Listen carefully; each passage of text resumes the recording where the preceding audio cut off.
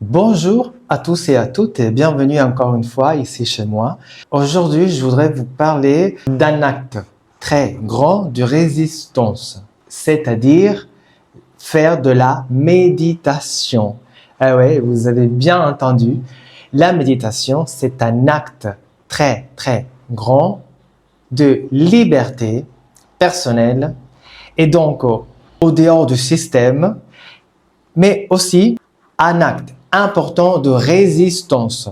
Surtout dans les dernières années, on a reçu beaucoup de mauvaises nouvelles qui ont cherché d'augmenter notre peur, notre angoisse, nous angoisser tous les jours.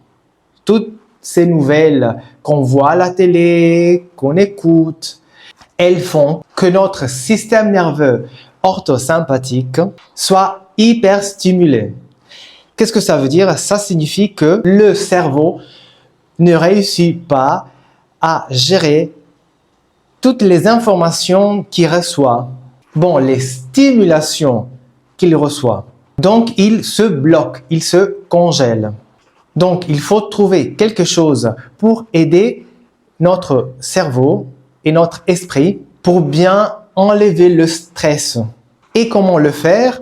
On peut commencer à pratiquer du pranayama, donc de la respiration consciente, à nettoyer notre système lymphatique et très important aussi, faire des exercices pour le cerveau, pour maintenir le cerveau agile, jeune. Donc, ce sont par exemple des exercices qu'on peut faire avec les mains, avec les doigts, comme des mudras, en utilisant les mains. On peut aussi bouger un peu les pieds, les mains, le cou, faire des petits exercices qui nous permettent de développer les connexions dans le cerveau. Parce que dans les doigts des mains et des pieds, dans les orteils, on a directement des connexions avec notre cerveau.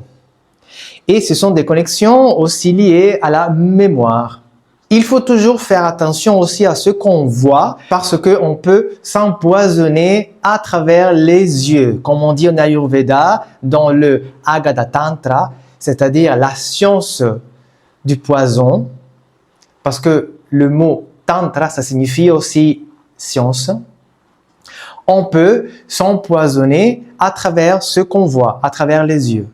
Et il faut faire attention aussi à ce qu'on écoute, parce que le cerveau va enregistrer, tout enregistrer, même si nous ne le remarquons pas.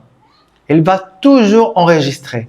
Donc, il faut faire attention à ce qu'on écoute, faire attention à ce qu'on voit, bouger un peu, faire des exercices pour le corps tous les jours pendant 5 minutes, 10 minutes, ça suffit. Et si on le fait 2 fois par jour, encore mieux. Et très important, le pranayama, de la respiration. Il y a plusieurs façons de le faire. Et il y aura bien sûr d'autres exercices. Tu peux me les dire dans les commentaires. Qu'est-ce que tu penses à propos de cette vidéo et à propos des exercices que je viens te proposer tout à l'heure.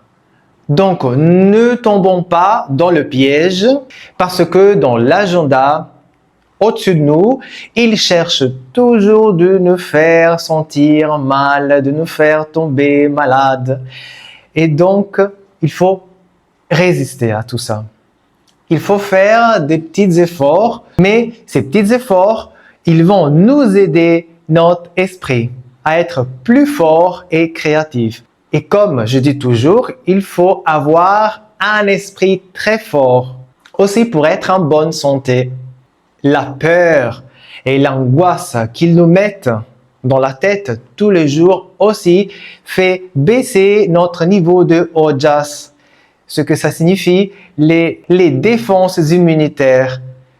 Donc, pour les augmenter, il faut bien pratiquer du yoga, du qigong, des pratiques qui nous élèvent et qui nous font rester dedans nous. Comme je dis toujours, il faut rester dedans nous-mêmes, dans notre centre, sans perdre le centre. Et donc voilà des autres petites techniques aussi pour développer l'esprit créatif.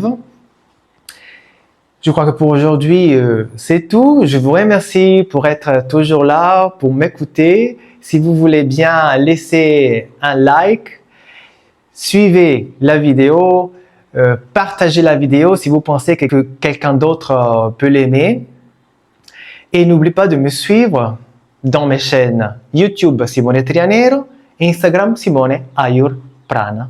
Donc je vous remercie beaucoup et je vous souhaite une très belle journée. Ciao!